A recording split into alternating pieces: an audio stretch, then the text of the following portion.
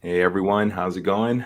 Good morning to my folks in Central time zone, Austin, Texas. That's where I'm based. It's about 8:08 a.m. this morning. We have a very special guest with us, and if you haven't got your coffee yet, if you're in Central, as I mentioned, go ahead and do that now. Welcome everyone. I just wanted to welcome everyone to the ranking stream. And the ranking stream is essentially where we interview experts, tool builders, pretty much anyone in the SEO industry that's going to help your job become more efficient. You can be able to be more productive in your daily work, find the tools that actually work for your task at hand. And today we have a special guest, as I mentioned, Eugenio Tommasi. He is the founder of Keys for Up, and he's going to go ahead and explain everything about the tool, kind of what it's used for. And yeah, I'm really excited about this one. Eugene, thank you for coming on board. Thank you, Michael, and thanks everyone for having this time to be together. I want to show you this now plugin for WordPress, but at the beginning it was software that a web application where you could get LSI keywords for many of LSI keywords for any of the keyword you could insert into the search bar.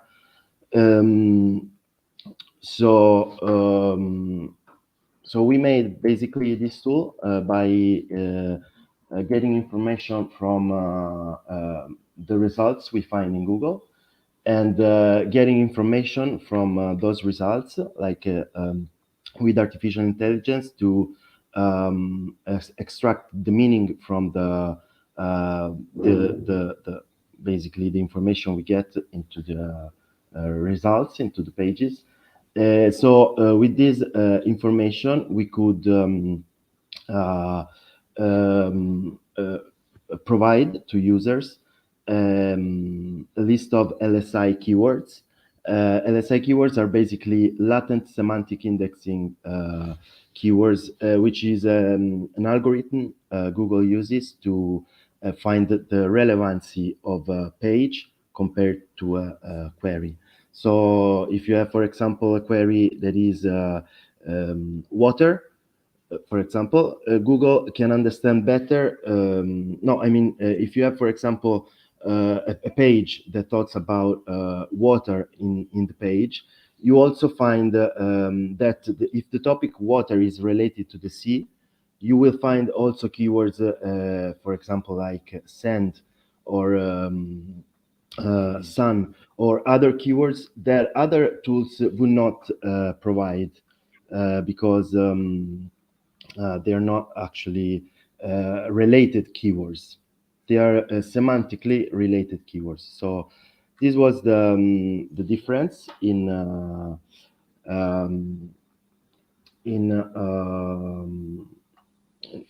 Keys for App compared to other tools of the same type. So yeah, exactly. Absolutely. Now we have Question on that. Sure. Yeah, absolutely. So yeah, love how you jumped in and just went for it and talked about the tool, because I have so many questions as well. But so you're saying it started off as a web app, and then it moved towards it's now a WordPress plugin. So essentially a WordPress plugin, and you're mainly focusing on content optimization. So would folks plug in add it as a plugin and be able to see just kind of keyword recommendations, the LSI, as you mentioned, at the page level, or how would they kind of access that inside of like WordPress? In WordPress, it is okay. When it was a web application, you could insert a keyword, and basically it remained the same. Actually, now you have we split in two parts.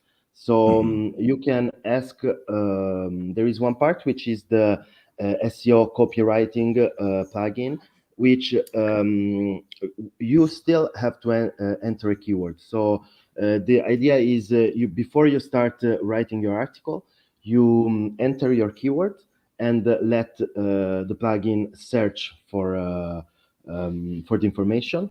Then the Gotcha. plugin, after like 30 seconds, 1 minute, depending on the keyword, the volume this keyword has, after a while, it will provide a list of keywords ordered by title, for example, headings, or H2, H3, also bold, italic, and other. So it divides the keywords into those blocks, and there is a checkbox for each keyword. So while you are writing your article, you know that you should insert in your title those keywords, in your headings 2 those keywords, in your headings 3 those keywords. So you know that you have to insert all those keywords. You can insert, and the checkbox will check all the times that the keyword is added. This is the first block, and the second block is the SEO copywriting people also ask block. So at the same way, you add a keyword, and it will suggest all the people also ask questions, so that you could use those questions, for example, in your subtitles or in your page as information. So this was one of the plugins we actually made out of this technology and other technology. In the future, we are willing to do, excited to do this with integrating those technologies with ChatGPT and our chatbots. So directly in WordPress, we would like to do these kind of things. We also made other plugins. So, for example, there is SEO keywords that similarly will provide information about the keywords that are ranking in this page. This information is taken from Search Console. So these are the plugin you have to connect to Search Console. And after, for each page you are viewing, in the backend, you will have a list of keywords that this page is ranking for, with all the information about impressions and other information, so that you can add, for example, those keywords in your subtitles and content to optimize the article. Of course, this works only on already published articles which are ranking for keywords. And other plugins, other plugin is SEO links interlinking, which sorry, I'm just presenting all the other plugins which come with the same that's good. project. But another plugin automatically helps you add internal links in your page, taking information from Search Console at the same time. So you click the button add links. At the moment there are no filters, but we can introduce to filter, for example, don't add links for one keyword and filters like that, which now are inside the plugin. So the code. So you click add links, and it will add links to the where the keyword is present, and if finds a match in Search Console, it will add keyword. So you will have mostly related, semantically correct links automatically added in your post, and at the end it will show you all the links that were added. And another plugin gets images from different sources for each subtitle you have, and you can insert those images into your post. And of course, you have the option to show the author's link, and without link, just the name of the website that hosts the original image, and other information about the author. And it helps adding easily some images into your articles by selecting them. So it's a suite of plugins we have made, and it's available on wpseoplugins.org. And there you can find, and of course the plugins are also available in WordPress store, WordPress repository, because they are free to use. There are monthly credits added to the plugins, Really? So you Okay. can use you can use the plugin for free, and then if you need more credits, you can purchase them for very low rates on the website. On Yes. the website, single Wow. plugin So page. that's keeping Yeah, you busy then, huh? All the yeah. plugins. What's the URL one more time so the audience can hear it? Yeah. And I need it. WP SEO plugins, WP SEO plugins.org. Not confused with the .com, which I left because I didn't need. WordPress didn't like the .com, so another competitor bought it, and they're selling uh, a similar thing, but with $25 or $30. So it's a different, Gotcha. So but it's the not, but it's .org. not. Yeah. Yeah, it's not Yeah. similar. They Okay. just have the people also ask questions. So So yeah. wpseoplugins.org. Yeah, exactly. Perfect. All right. I'll post it here in the comments because I think that's super fascinating. I'm really interested in developers or tool builders who are building multiple tools for solving different issues. And to go back to one of the other ones, one of the plugins that you mentioned around Google Search Console keywords, I think that's so important because folks, when they ask me how to optimize a page, like which keywords to use, it's often difficult because typically we start off with keywords that everyone else is using. You could use one of these keyword research tools. And if your competitor is using the same tool, chances are you're getting a lot of the same keywords for like a topical page. But if you produce an article, publish it to your website, add Google Search Console, or hopefully you have that already installed, but you start to see a bunch of keywords that content is actually ranking for. And so why wouldn't you want to take some of that keyword data and optimize that same piece of content with, so you get more clicks from a lot of the impressions that some of those keywords are actually generating. So I like that you're thinking about that, or you said you have a plugin that kind of is going to incorporate some of those keywords from Google Search Console, because that's where the real keyword data is, in my opinion. I mean, some of it, at least closest to like what people are actually searching in Google, whereas some of the other tools are just kind of, just big databases of keywords that common competitors are actually having access to as well. So I typically do that. Anyone who wants to say what type of keywords to rank for, I say like just write a version of a content that you really feel is topically relevant, and then look at your search console and see those keywords and then refine the content. So people think you have to nail it on the first time, but content typically is sometimes refinement, like tweaking it a little bit to the keywords that Google is actually seeing that is topically relevant for. Exactly. They are all the keywords that Search Console has for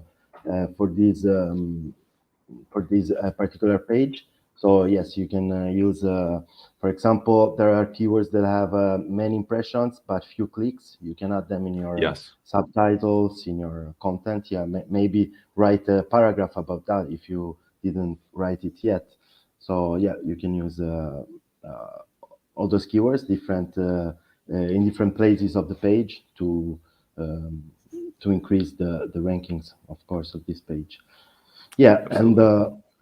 exactly. Of course, also internal linkings, for example, are very important. Yes. So yeah, basically with those plugins, I built them with the help, of course, of developers, especially to help myself with my company to speed up the process of the guys that help me to, for example, schedule articles into WordPress or other things.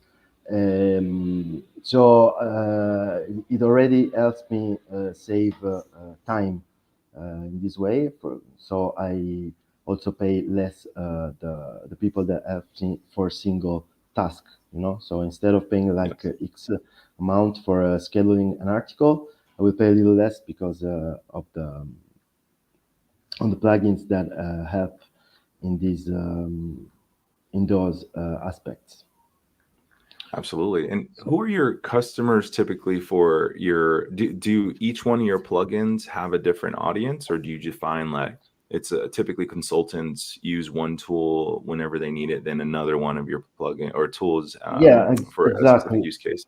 Mm-hmm. For example, there may be people, companies, or bloggers, or people that, of course, this plugin is intended for everyone that has a website and wants to do some SEO without spending a lot of money for a company or an agency, but doing little SEO that everyone can do, everyone can easily do. This plugin is intended for all these people. So and a company can, of course, get help from this plugin by saving time and then money from the people that has to do those tasks, or implementing into the client's websites, of course, and speeding up the process of creating articles, optimized articles. So, for example, someone may need only help with internal linking. So they say, okay, we find this plugin that is good for adding in automatically internal links to your old pages. So or to your new pages as well. So this may be useful only for this particular task. So if there are companies that are already advanced with the keyword analysis and all those tasks, they can use, for example, only the internal linking feature, so the internal linking plugin. So the plugins were separated also because of this idea of I love the idea of the interlinking as well, because it's one of those most like tedious tasks that it's just hard to do manually. But if you have something that can help automate that, I think that's a big help. And I guess a few people know, and if you don't know already, like how interlinking could help essentially with, building relevance to specific pages by, interlinking with proper anchor text, changing up your anchor text, linking to certain pages. But that does take time. So either like you need to do it yourself, hire somebody to actually do it, or if you have a tool that, like you're saying, is smart enough to kind of understand topical or like relevance of certain pages and the link to those kind of automatically or in a systematic approach, I think that's a huge leg up. And so I'm definitely interested in that too. I did want to ask quickly, how does LSI kind of, so just thinking about that, how does your tool kind of use LSI to build that relevance, and how has that kind of changed with AI and the content writing tools like Chat GPT and OpenAI? Like how are these technologies kind of using that? How does your platform use it? So the idea is if you LSI keywords are part of the algorithm of Google for finding the relevancy of a page compared to a topic, because each topic has a set of keywords that define it. So LSI keywords are some of those keywords that are connected to the topic. So the idea was to give those keywords to a chatbot, not only those keywords, for example, also the LSI, not the people also ask keywords and other information. Not only, for example, with the Keys for App, with the plugin, we are saying you should put those keywords in the title because we have this information. You should put these keywords in the headings and so on.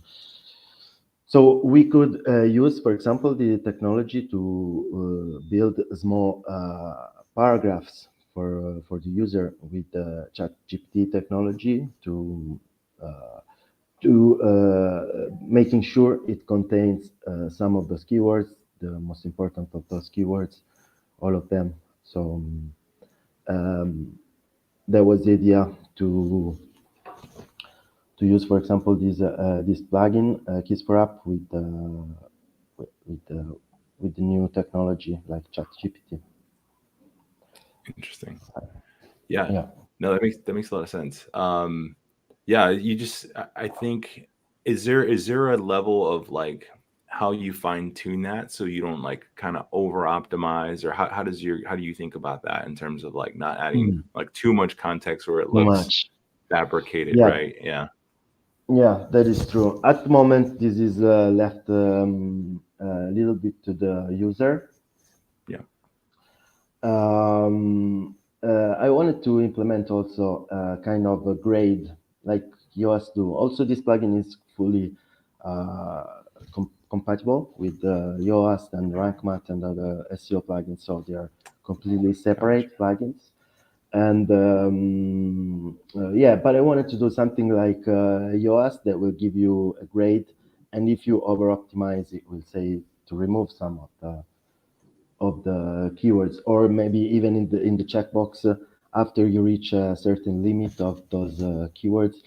The problem is sometimes you have some very nice keywords that are that is better not to automate the selection of what's good and not.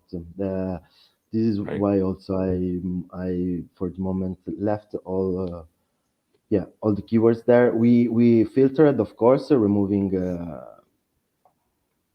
part of the keywords that were, for example, repetitive and so on. But yeah, we left most of the important keywords, and you can find nice keywords even in that you would like to use. So yeah, it's important, of course, not to over optimize. Yeah, but for the moment, yes. Yeah. The user have to take care of these. So, yeah. So. Interesting. Yeah, I hear that. And that's with anything, right? A user always has to kind of, even with like OpenAI tools and ChatGPT, you still have to make sure the content isn't over optimized or it just looks completely, fabricated to search engines. It still has to be relevant, obviously, to the user. So it's nice that you kind of put that power in the hands of the users, but like guide them in terms of what terms should be included on the page. Because, I mean, if you don't have that information, you could be missing out on huge opportunities. What type of like results have your clients, the users have seen? Have you used it yourself on any sites that you've built, or do you have any good like feedback from customers in terms of like just performance? No, I don't know about this because it's pretty recent as plugin. Not I'm using also with the company I work for, big company. We are using at the moment only the linking plugin, which is very useful for many how do you say, many editors and journalists and people. It's very useful now when they are inside the article of a well-ranking website. They just click add links and it will automatically add good links into the article. Thing that they were doing manually until now. So, for example, it is very useful because of this.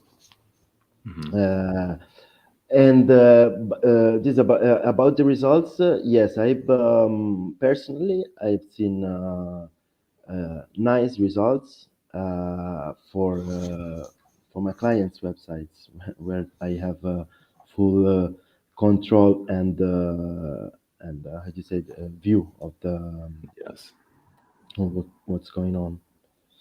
Absolutely. Exactly. Let me just show. Sorry, go ahead.